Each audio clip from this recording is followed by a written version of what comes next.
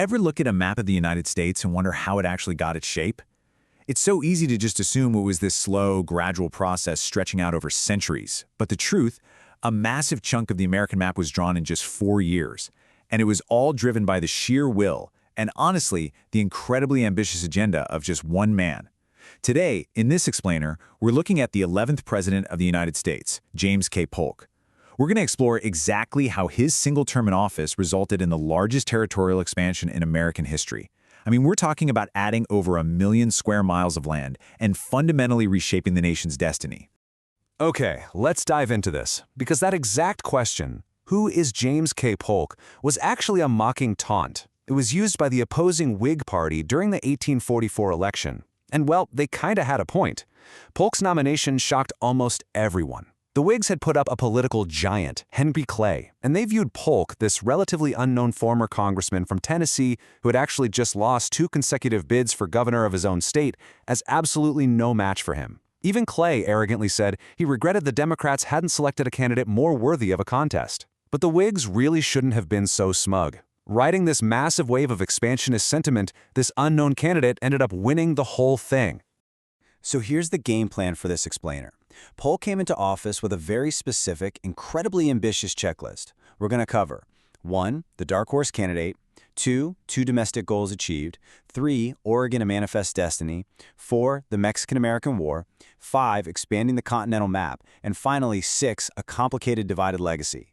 And the craziest part about all of this, he promised to accomplish these 4 massive goals and leave office after just 1 term. Let's start with Section 1, the dark horse candidate. To really understand how he got to the White House, we have to look at his roots. James K. Polk was a stalwart Jacksonian Democrat from the Tennessee frontier, and he was heavily influenced by his friend and mentor, Andrew Jackson. Like Old Hickory, Young Hickory, as Polk was called, championed states' rights, expanded suffrage, and a limited federal government. Now, the term dark horse perfectly describes his path to the presidency. When Democratic Party leaders met in Baltimore in May 1844, the party was just completely splintered into these bitter factions.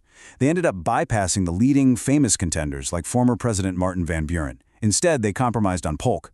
By promising to serve only 1 term, Polk managed to unite his disappointed rivals.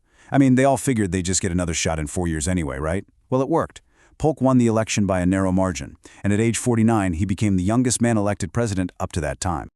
Moving right along to Section 2, 2 domestic goals achieved. Now, what's really interesting about this slide is that Polk didn't waste a single minute once he took the oath of office. He hit the ground running to tackle the first 2 major goals on his checklist, which were totally focused on his economic vision. He firmly believed the federal government shouldn't play favorites with special interest groups or powerful monopolies, especially not at the expense of the working class. First up, look at the Walker Tariff of 1846. Polk commissioned a study, faced down opposition, even from within his own cabinet, and pushed through a bill that significantly lowered tariff rates. This sent a crystal-clear message. His administration favored the agrarian middle class, not the powerful Eastern industrialists. Next, notice the Independent Treasury Act. This pulled federal funds out of private or state banks and locked them up in independent Treasury deposit offices. It required disbursements to be made in hard specie, gold or silver. This swiftly stabilized the nation's currency and put the brakes on the kind of wild speculation that had caused severe economic depressions in the past. Boom. 2 major goals efficiently checked off. That brings us to Section 3, Oregon and Manifest Destiny. So Polk was deeply committed to manifest destiny. That's the powerful belief that the nation was quite literally destined to expand all the way to the Pacific. And the situation in the Northwest brilliantly illustrates the high tension of that era. For years, the U.S. and the British Empire had been jointly occupying the Oregon country. During the campaign, Democrats were fired up, rallying around this super-aggressive slogan, 54-40 or fight. They were demanding the entire territory, stretching all the way up to the Russian border. But once in the Oval Office, Polk played a very high-stakes game of diplomatic chicken. When Britain rejected an initial compromise, Polk abruptly broke off negotiations, reasserted the claim to the whole region, and even asked Congress to terminate the joint occupation. He showed Britain he wasn't blinking. Facing the very real, terrifying threat of a 2-front war, both sides eventually compromised right at the 49th parallel. This was a massive win for Polk. It got the U.S. vital deepwater ports in Puget Sound, and he did it without sparking a disastrous war with a major global power. Goal 3, checked off. Let's head into Section 4, the Mexican-American War. The fourth, and by far the most controversial goal on Polk's checklist, was the aggressive push to acquire California and New Mexico. Unlike the careful diplomatic resolution we just saw in Oregon, this territorial ambition would lead directly to armed conflict. Let's move to the timeline and see how this builds. In 1845, Texas is annexed into the Union, which, naturally, deeply angers Mexico. Later that same year, Polk sends diplomat John Slidell down to Mexico to try and literally just buy New Mexico and California for $30 million. But the Mexican government, feeling totally insulted by the Texas annexation, refuses to even receive him. Polk takes this as a direct insult to the U.S. By May 1846, U.S. troops are stationed in a highly disputed border zone. A skirmish occurs, and Polk urgently declares to Congress that Mexico has shed American blood upon American soil. On May 11, 1846, Congress overwhelmingly and formally declares war. But it's absolutely vital to understand that this war was hotly contested right from the very start. While it kicked off with a flourish of patriotic fervor, the mounting casualties and financial costs quickly fueled fierce anti-war sentiment back home. Opponents, which included New England Whigs and abolitionists, saw the war as a transparent land grab to extend slavery into new territories. A young congressman, you might have heard of him, Abraham Lincoln, introduced the spot resolutions. He was directly challenging Polk to point out the exact spot where American blood was shed, basically calling the whole premise of the war dubious. Now, we are not here to take sides on this, but just look at Ulysses S. Grant's scathing reflection later in life. It proves just how deeply polarizing Polk's actions were. All right, Section 5, expanding the continental map. Despite all the fierce political controversy at home, the United States military ultimately captured the Mexican capital. That victory led to the monumental Treaty of Guadalupe Hidalgo, which was signed on February 2, 1848. So the crucial point is the sheer, staggering scale of what this actually accomplished. It is incredible. The United States added 1.2 million square miles of Western territory to its borders. To put that into perspective, Mexico's size was essentially cut in half, while the United States grew by more than a third. With this single treaty, Polk stretched the borders of the United States all the way to the Pacific Ocean. The dream of a continental nation was finally realized. In exchange for this absolutely massive land concession, the U.S. government agreed to pay Mexico $15 million and assume the debts owed to American citizens.